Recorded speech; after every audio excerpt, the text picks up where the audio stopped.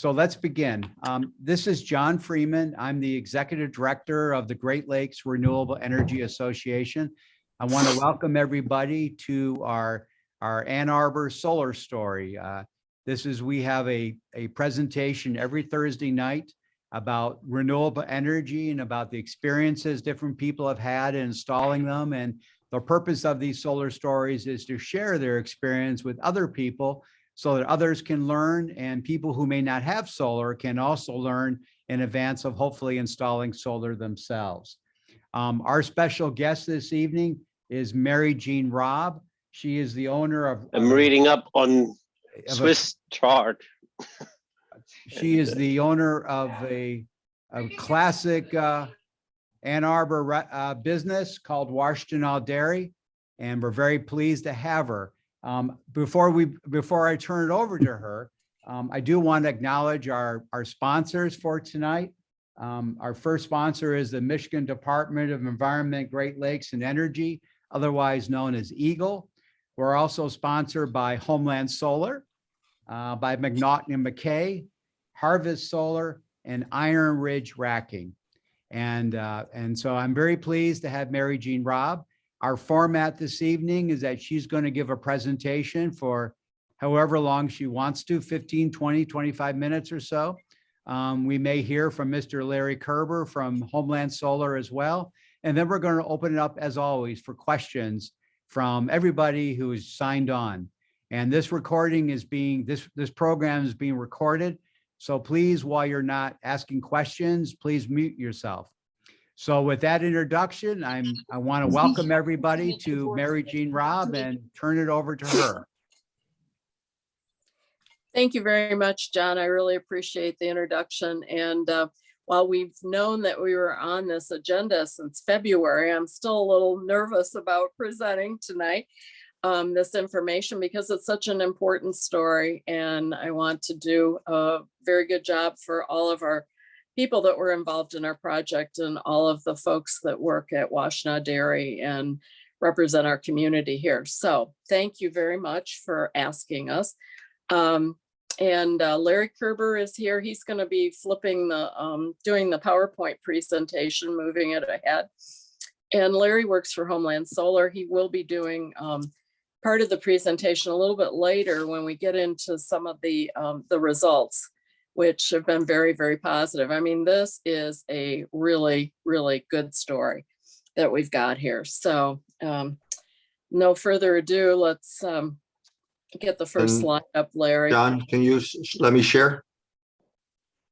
You need to share the screen with Larry so he can put the PowerPoint up. Somebody, please. Can everybody see that? Yeah, there we go. Okay. Hit the presentation mode. There you go. There you go.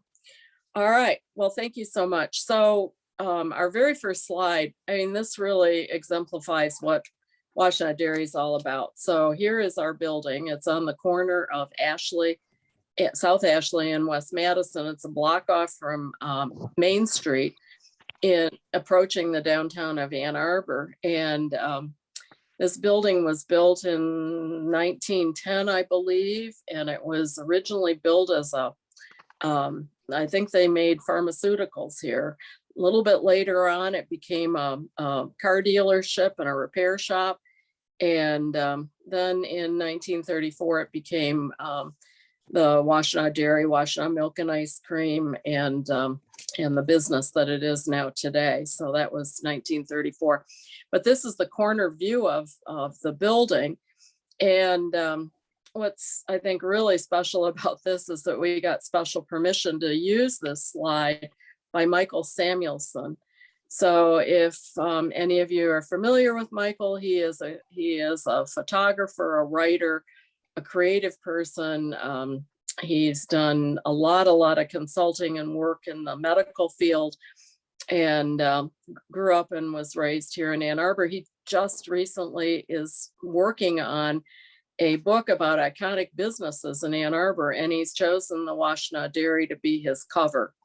So there was an article just a couple days ago in M Live, but this is the shot of Washtenaw Dairy here. And what we like to say about the solar project is this is where the sun freezes ice cream. So, I mean, what a cute way to, kind of put the whole project in perspective. And the story really is all about relationships in the community, dedicated service providers, and all of that coming together with our staff at Washtenaw Dairy to make this project possible. So moving on, iconic Ann Arbor destination. Yes. So best donuts. Yeah, we've got great donuts. Tomorrow's National Donut Day. If you didn't know it, you'll be hearing about that, I'm sure, on the media. We've actually only been making donuts since about 1982. And that's a story all by itself, but very well known for ice cream. And that does go back to the 1934 time, and Washtenaw Dairy bringing in milk from the local farmers and bottling. It was before pasteurization. And so there were about 120 dairies like Washtenaw Dairy around the town, and people that lived close by to their dairy went to their dairy and got milk, and they got milk frequently because they had to, because it wasn't pasteurized. And Washtenaw Dairy did make its own ice cream back then, bottled its own milk, and we did not have donuts back in those days. But we have been in business since 1934 at this very same location. The business was started by the Lobengeyer family that came here from Württemberg, Germany. And two brothers started two different businesses a couple blocks apart from each other. One was the Quality Bakery. If any of you are familiar with Ann Arbor, as a wonderful, wonderful local bakery. It's where Polio's restaurant is now. And the other brother, a little bit after the bakery got started, decided to go into the dairy business. So we used to do home delivery. We don't do home delivery right now. It's something we're looking at doing again, but we do a lot of deliveries. In fact, half of our business is delivered product to local restaurants and coffee shops and, small businesses that might need frequent small deliveries. That's sort of our niche on our delivery side of things, is very high customer service.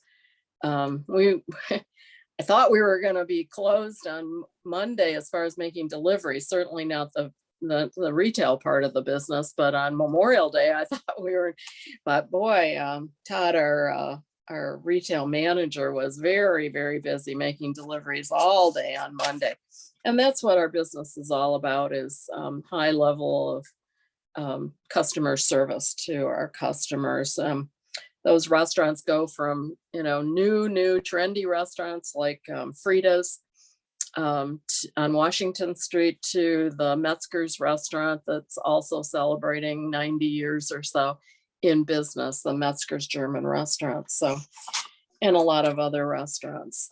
So that's, a little bit about our business, but we have been around for a long, long time. And one of the things I think is a hallmark of our business is that we've made it through all these major transitions in the supply chain and in doing business. And the reason for that, I believe, is that our business is so dependent on us being a community partner and a community business. And that has been the thing that has sustained us over these years of stopping bottling milk, of, making our own ice cream, and then moving that over to the folks that could do the best job of it with ISO 9000, standards and such. And so now we are a redistributor of dairy products. And we have a very, very big ice cream business. We cater a lot of events. We do, I think today we had one event that was going out that was for 300 people. So we've got a lot of capacity to do that kind of business. And of course, people come in for their ice cream cones and all those things. So that's a little bit about our business. I could go on and on. You can probably tell I'm pretty passionate about what we do. We've been interviewed many, many times, and even just recently, Lucianne, Lance, and Dean, on the radio, just different aspects of our business. The donut business has become a huge part of our business and did influence some of what was going on the roof when we start talking about the roof before solar. And that really got started in about 1982. So, and it's grown to be a big part of our business. Let's see, we're sending donuts tomorrow to the Chicago Marathon. That's kind of crazy, right? So I don't know, it's about 60 dozen donuts or something like that we've got going to a coffee, Bear Claw Coffee's doing a coffee event there in Chicago. So that is a little bit about what we do.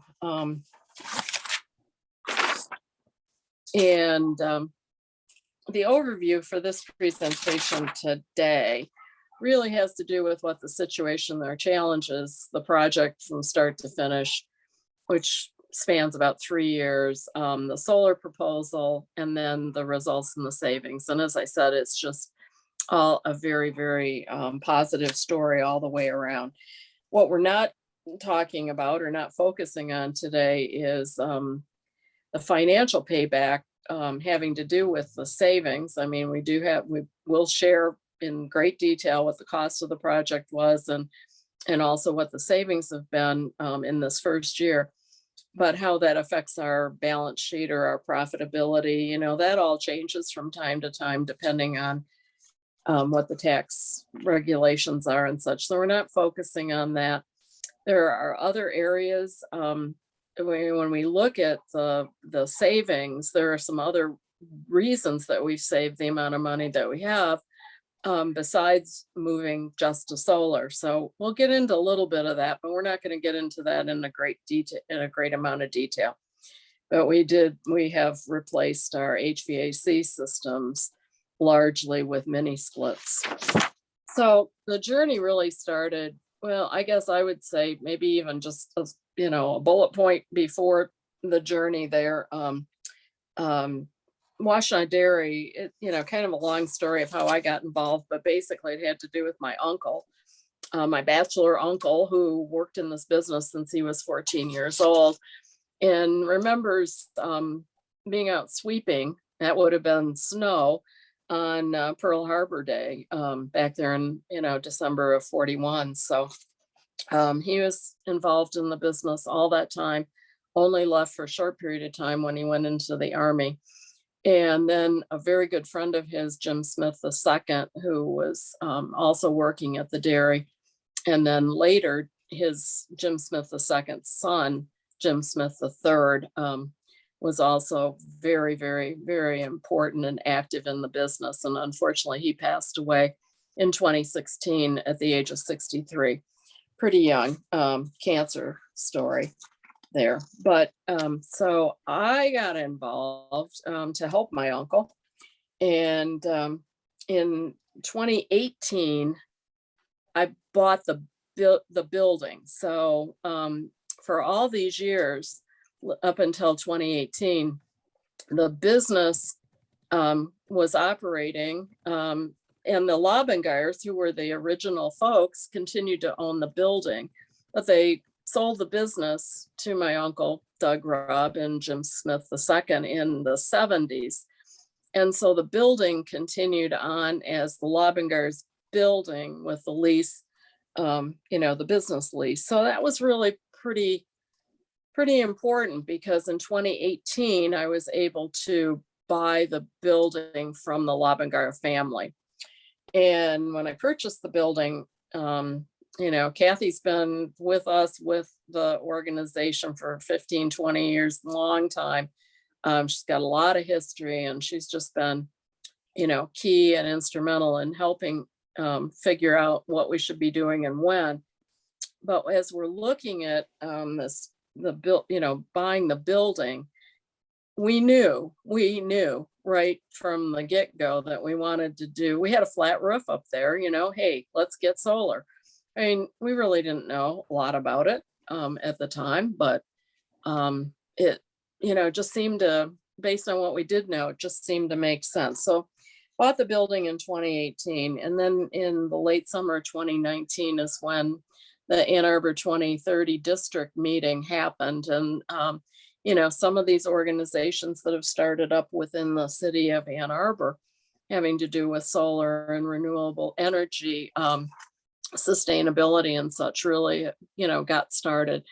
And so Kathy and I attended that meeting, and then we immediately started with a solar assessment, including a structural analysis. So kind of an important part here, as I said earlier, you know, relationships and community, and knowing, you know, knowing one person who leads you to another person is really, really important. And I was the president, actually still am, I guess, of Senior Citizens Housing of Ann Arbor. And for a long, long time, I was on that board, but I was president for a long time. And we were investigating the possibility of putting solar on the top of Laurie Terrace at 600 West Huron Street. We since, you know, just a year and a half ago, we sold the building to the city of Ann Arbor. So the city owns it now. But that was out of strength, not out of weakness. We wanted to do that. So the city has a lot of different options than we did.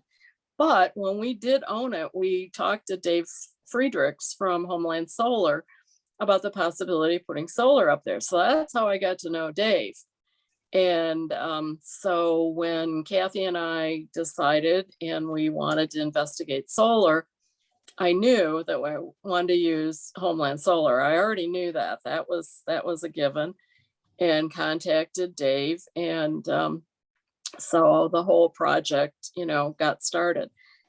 And fortunately, because it's working out so well, I'm sure other people would have done a great job for us as well. But Larry Kerber has just become a Washtenaw Dairy icon, staple in the business. The employees recognize him, and everybody knows what kind of ice cream Larry likes and whatnot. So anyway, Dave, you know, got Larry as the project manager, and that thing, you know, really got started.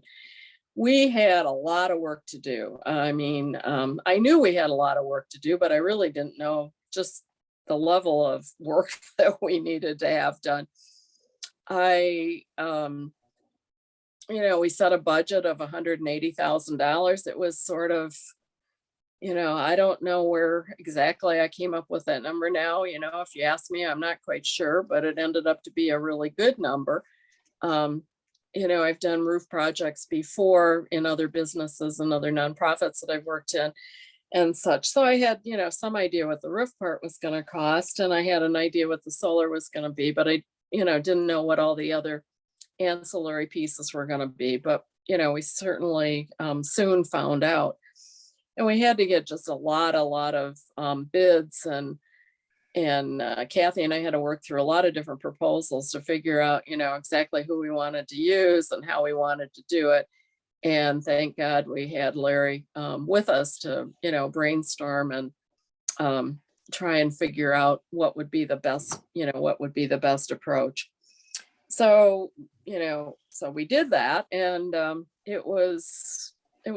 we had all different kinds of ideas about what to do with the HVAC, for example. I mean, we had two old units sitting up there on the top of the building. One quite old, you know, I mean, we could really see that its life use was coming up within the next year or two. The other one wasn't quite as old. I mean, certainly wasn't brand new, but it was newer and performing fine. But still in all, the two units together, you know, just didn't provide us with the air conditioning that we needed up above. And then the furnaces that we had, and I'll get into that a little bit more in another slide. We had this energy audit done.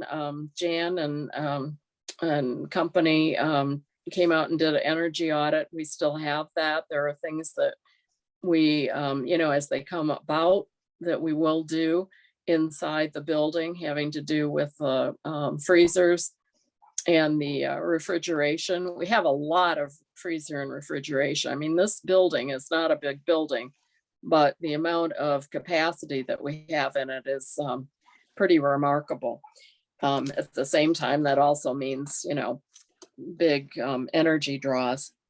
But anyway, Jan and her group did this energy audit, and we've got that report, and we'll continue to use that going forward.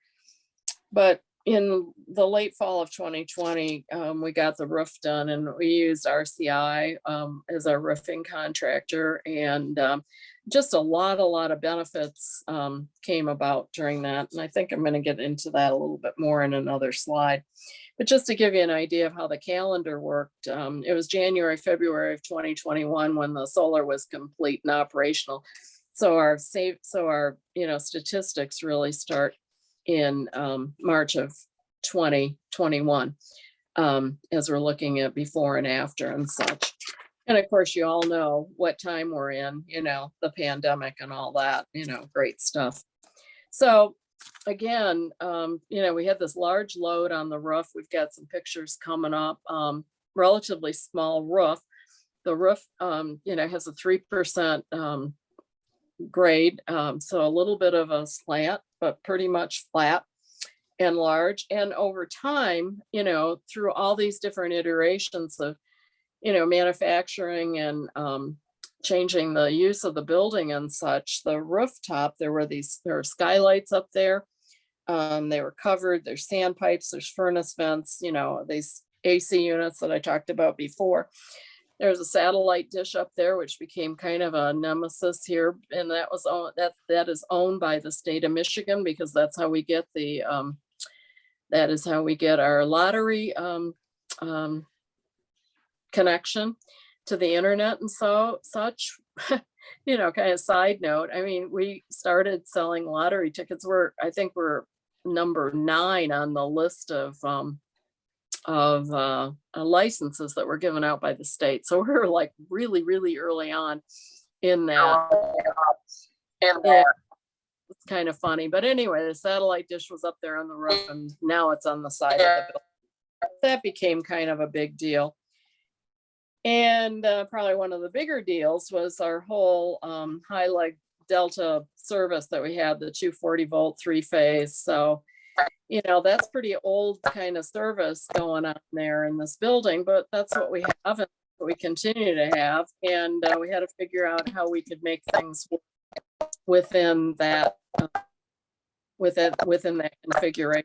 So, and I think, the reason that we had that kind of 3-phase 240 volt service was because of the manufacturing and some of the other uses that were going on in the building. On the other hand, it served us very well as we replaced some of the added more freezer space and things like that as our business changed.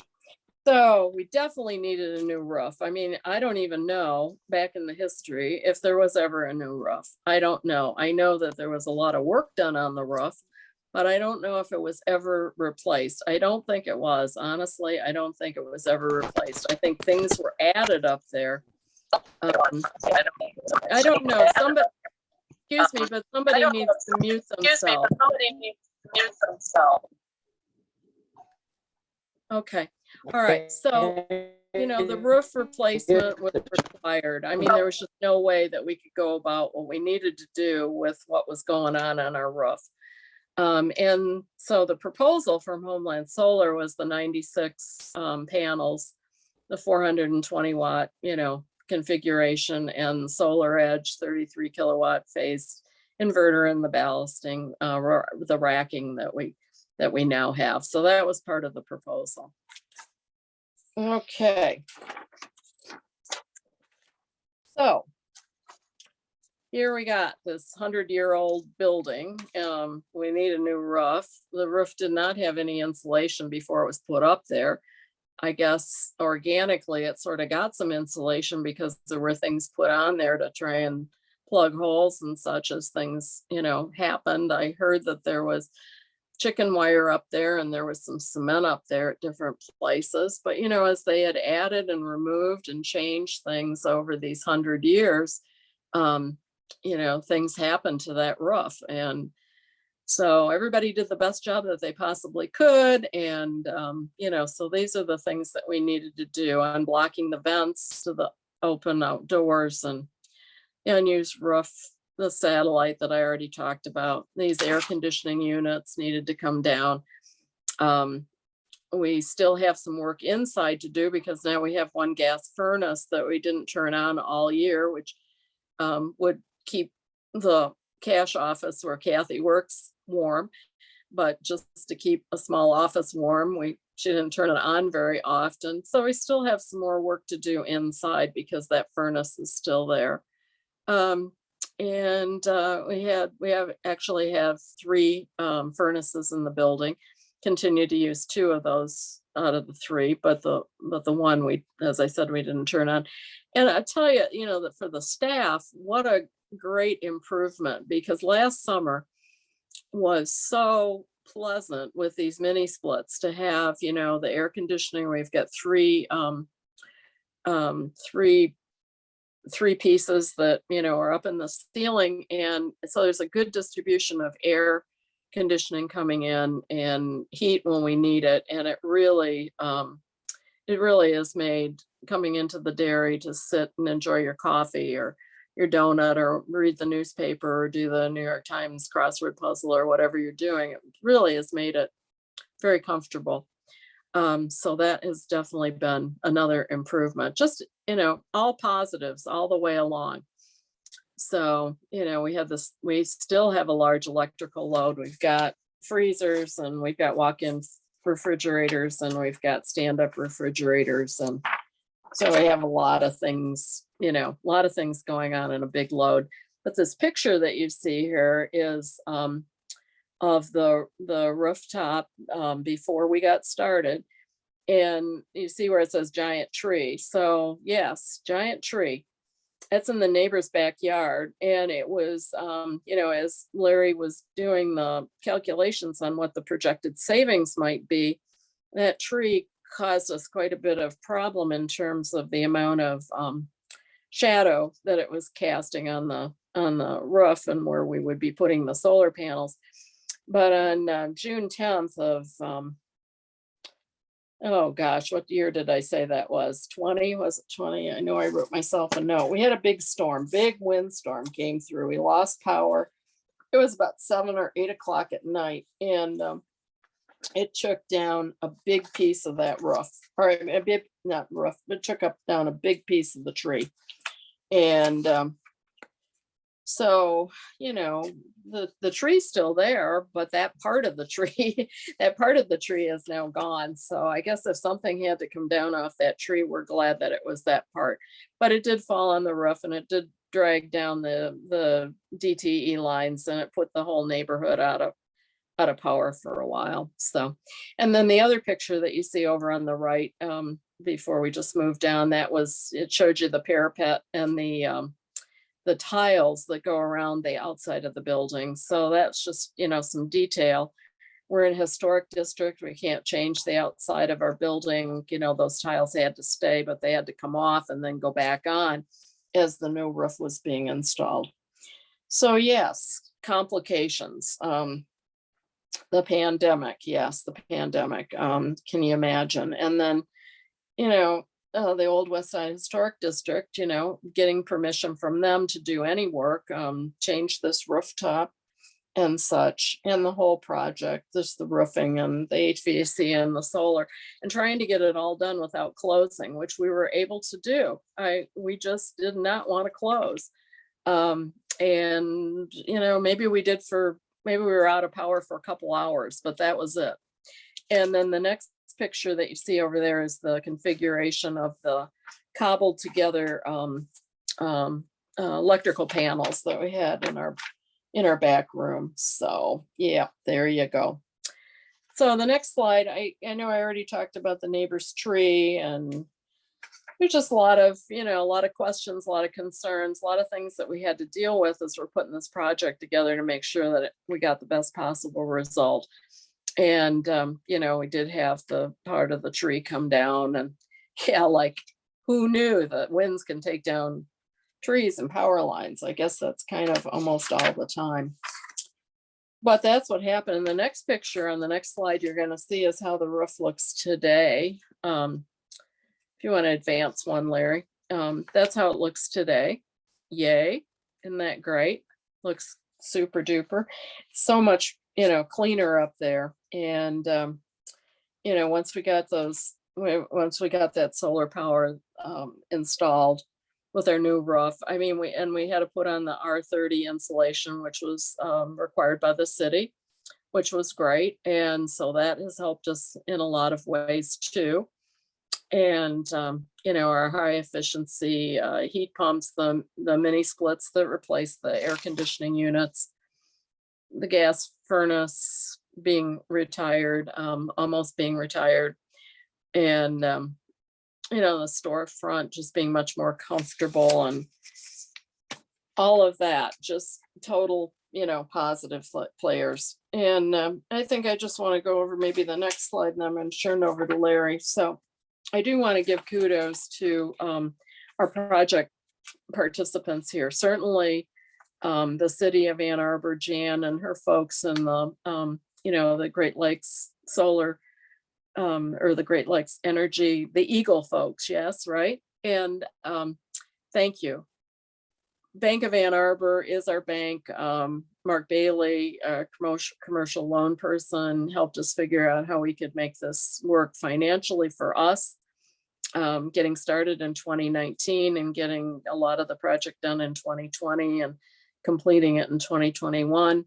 Bob Overheiser, he's an architect, been in Ann Arbor for a long time, Architect Design Group. He not only was the architect, but also the project manager. I had to twist his arm a little bit there, but Bob and I have done a lot of projects together, and so that worked out super.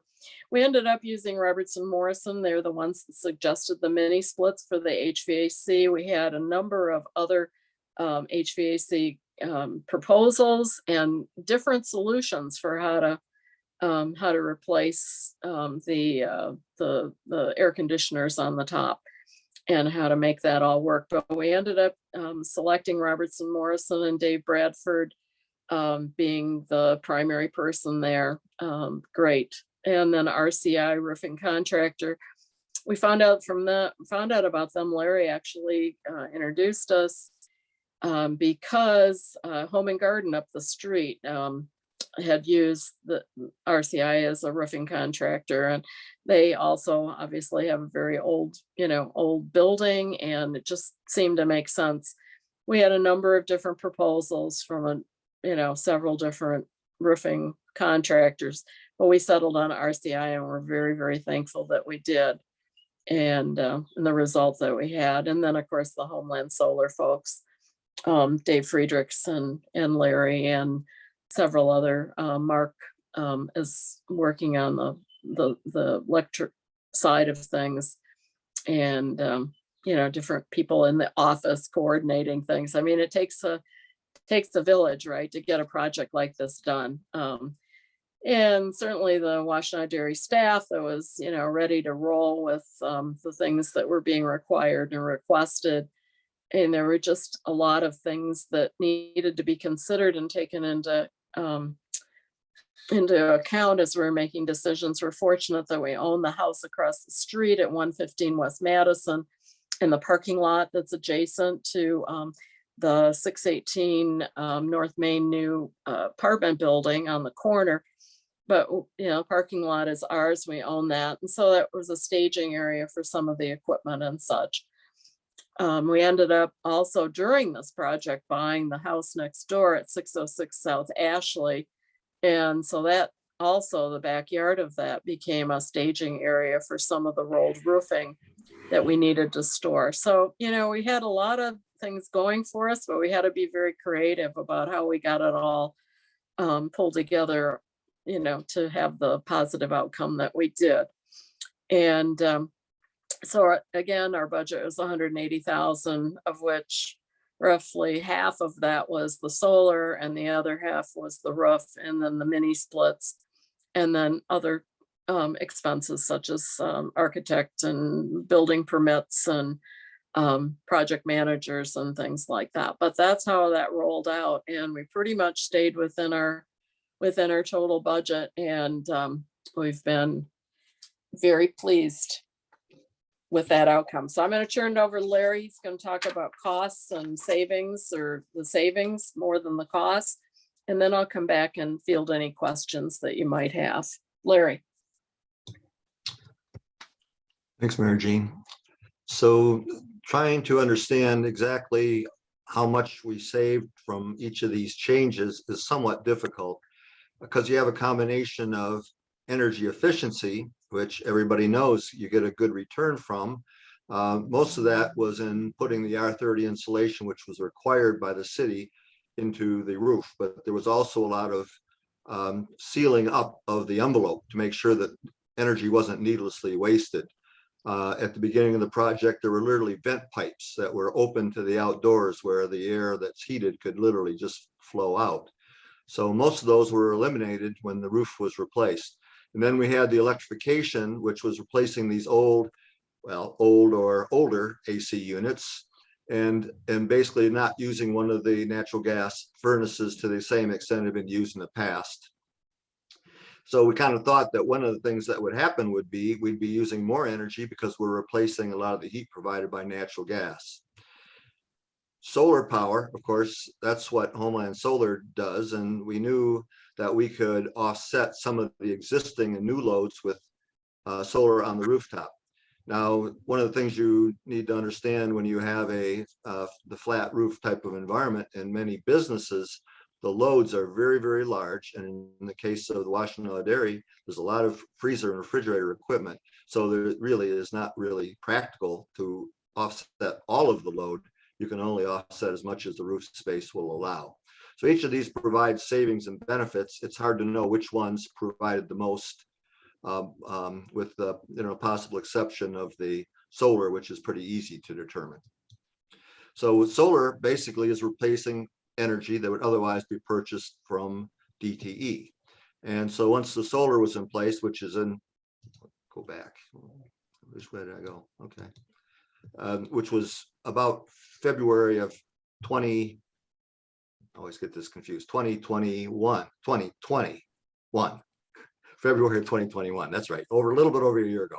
And you can see that it's had some pretty good performance over that 14, 15 month time frame. 2022 isn't quite as good this spring as it was a year ago, but it will probably recover here going through the rest of the year. And so it's producing pretty effectively with the help of the missing tree. Well, it's not actually missing, but it's certainly greatly diminished. We projected about a 7 or 8 year payback, and the primary incentives for doing the solar would be the investment tax credit and bonus depreciation and state depreciation, all of which reduce the cost in a very predictable amounts as part of the return on investment modeling. This is actually from Jan Culbertson. I'm not sure exactly what this is, other than it plots the data that of the usage. So it includes the gas usage and the electrical usage for, I guess, going back to I think that's July of 18.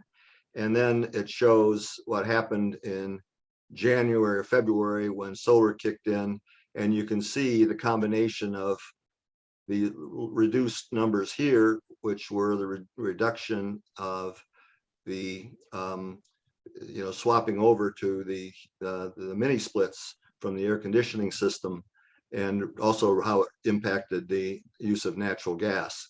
Again, it only replaced the natural gas used in one of the zones of the building. The other two are still using some natural gas, but they weren't the primary users of natural gas.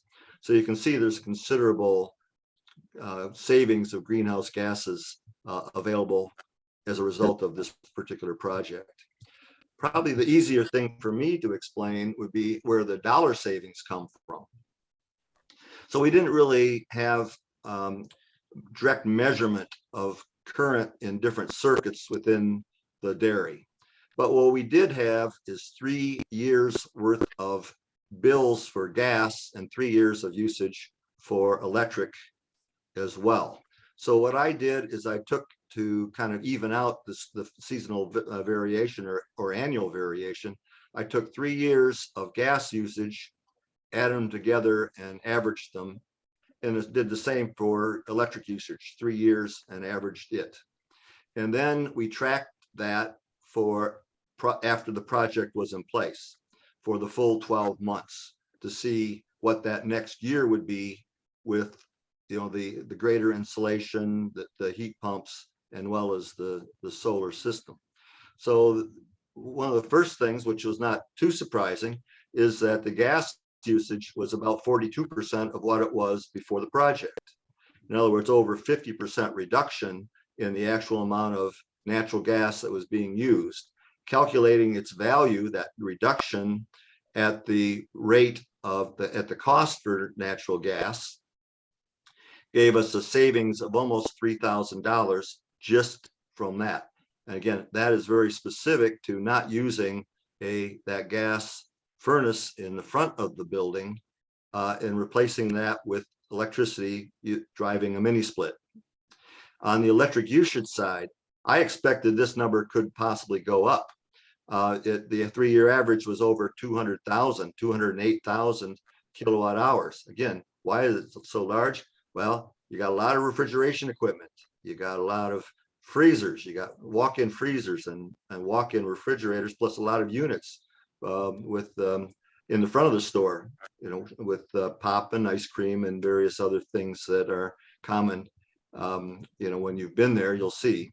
And so there was actually a reduction too in terms of electric usage, 26,000 kilowatt hours. So if you take that 26,800 and some kilowatt hours and you price that out at almost 14 cents per kilowatt hour, you can see what the savings there are as well. So the energy bill is really reduced by a savings in gas and a savings in electric usage. And in combination, it was over $10,000 in savings.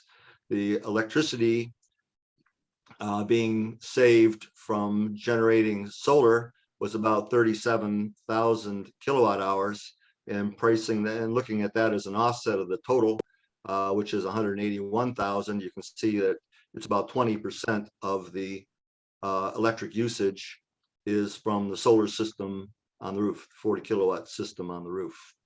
Larry, can I ask you a quick question? When you say usage, are you talking about electricity used or electricity bought from DTE? Electricity used. So that includes what you're making. Yes. Thank you.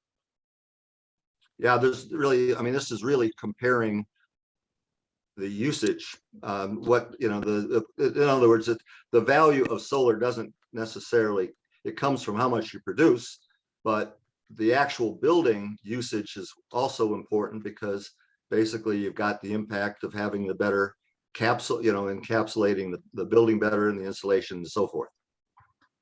So it's kind of hard to separate them, but that's in fact the actual usage of the building. So, again, kind of to summarize, you got a new roof with R30 insulation. We replaced the units with heat pumps.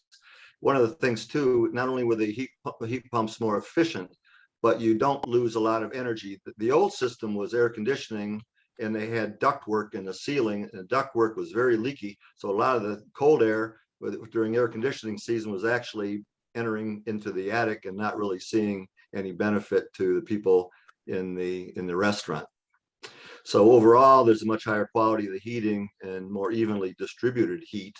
Some of the issues in the past were, hot spots and cold spots in the restaurant, especially in the winter, but not anymore. And right now the cost of solar is actually quite a bit lower for the solar provided by the solar system, for the energy provided by the solar system than it is for the energy being purchased from DTE.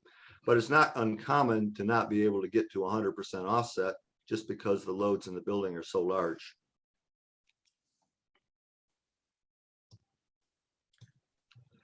Okay. And And Go ahead.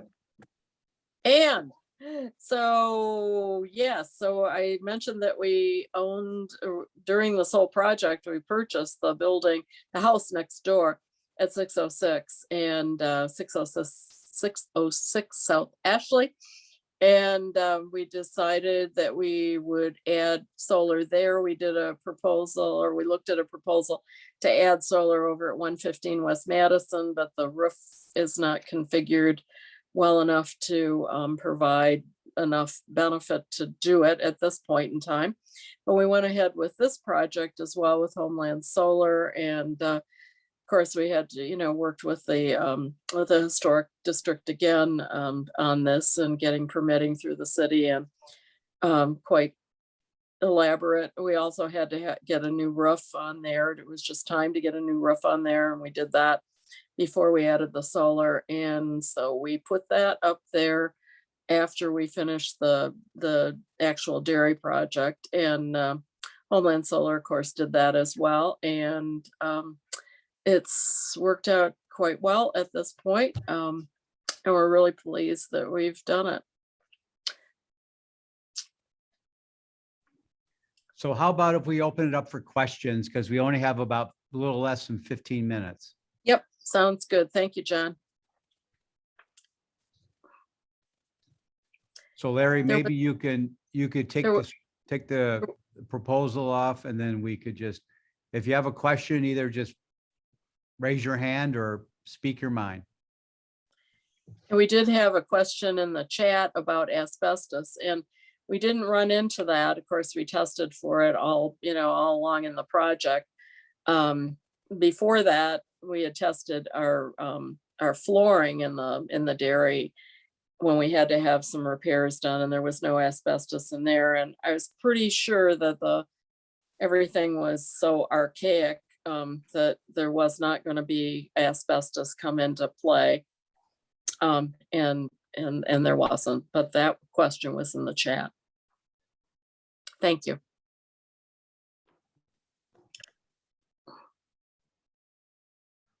Other questions or comments?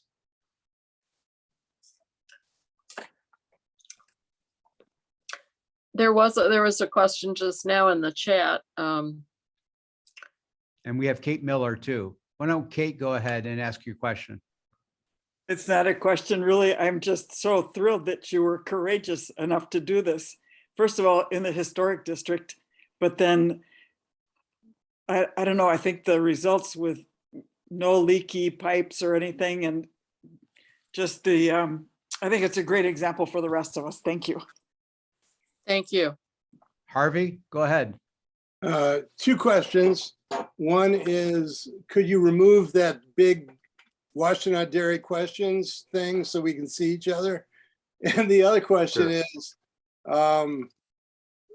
you used a term that I just had to intuit what it meant, starting with the letter B, having to do with the way the panels were set up. The ballasted? Yes, what is that? Oh, a very typical way of doing flat roof insulation on solar is to use ballasting as opposed to penetrating the roof and securing it to structure.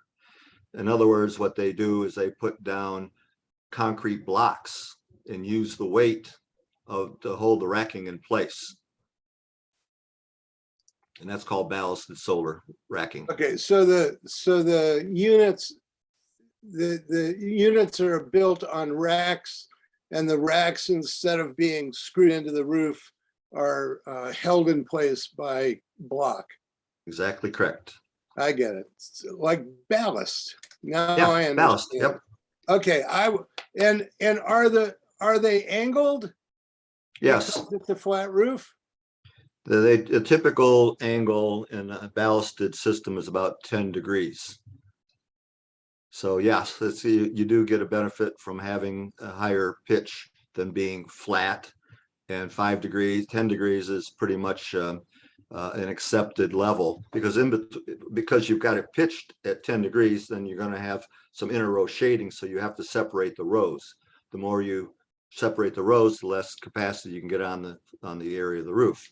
So that's, basically the calculation you go through. You can actually do 5 degrees if you prefer. 5 degrees will get very little solar production in the wintertime, however.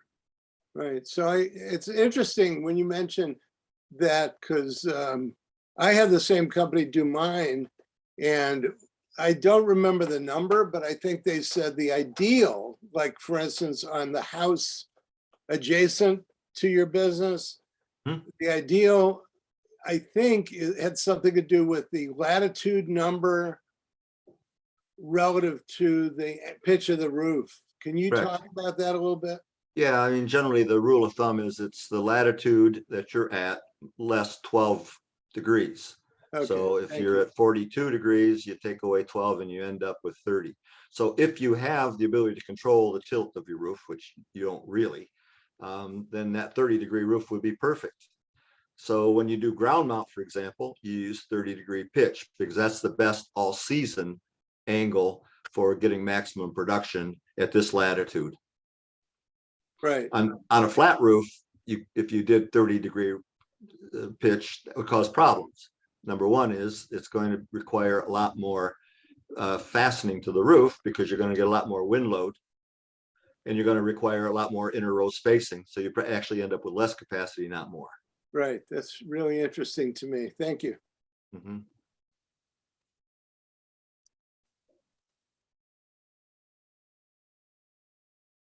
I have a question for Larry.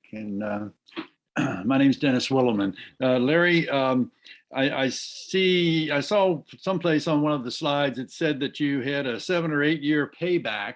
Was that because you figured that we were getting saving about $10,000 a year, and the cost was $7,600 or $76,000 for the array, the solar panels? No, it's actually a calculation that I do based on offsetting DTE energy that can be done, that was independent of all the other savings that were shown up in that $10,000. That $10,000 savings was a bigger number than the solar savings. That's the savings from adding insulation. That's the savings from having a mini split. So one of the things that I really don't really have is how much of that savings. I can tell you how many kilowatt hours the building used. I can tell you if you hadn't done solar, how much that would have cost you. And I can tell you how much it did cost. And that's what I use for determining the 7 or 8 year payback.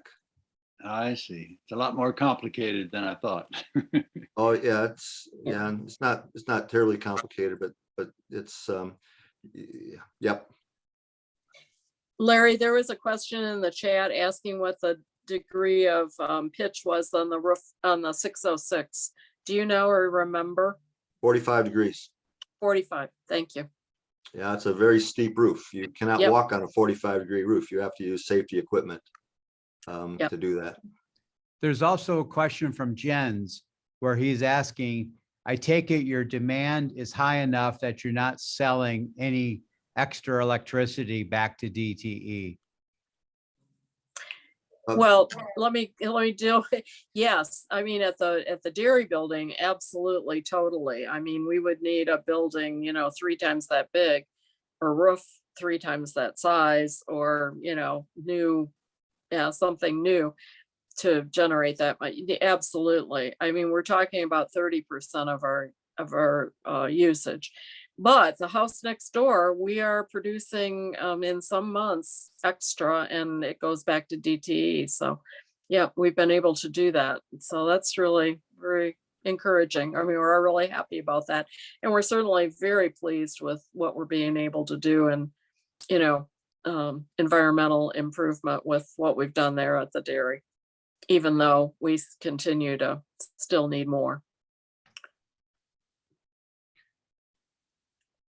Mary Jean, can you maybe respond? Jens has got a follow-up question in the chat.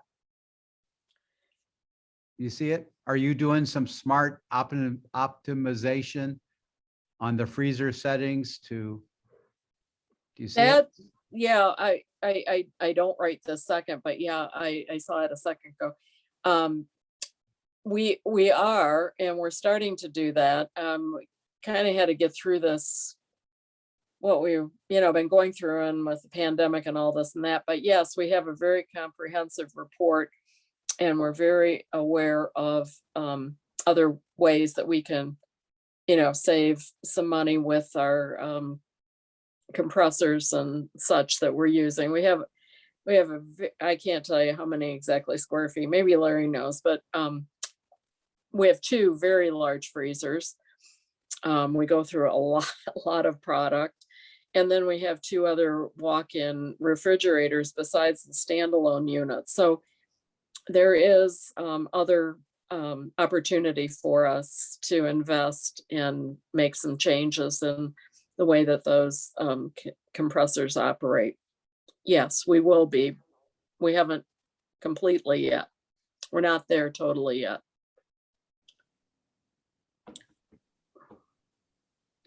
Any other final questions for Mary Jean? Okay, well, I just want to thank you very much. What an amazing presentation. I have learned an amazing amount about this iconic business.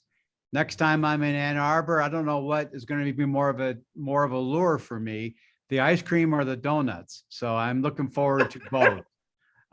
So I want to thank you, everybody, for joining us this evening. And for those of you that are not GLREA members, I want to make a pitch for membership. Just go on our website, www.glrea.org, and then click on the tab at the top called membership and scroll down, and there's a yellow button that you just have to press, and you can become a member. And because we're a nonprofit organization, you can deduct the dues from your income tax. So I'd like to support that by saying that the newsletter that came out yesterday is filled with very interesting, far-reaching information about what's going on here and elsewhere. sounds great. Thank you very much, John, for inviting us to be on be the presenters today. And I want to thank Kathy for all of your work in this project, and certainly Larry and the rest of the folks at Homeland Solar, and then all of our other vendors that we had help us with this project.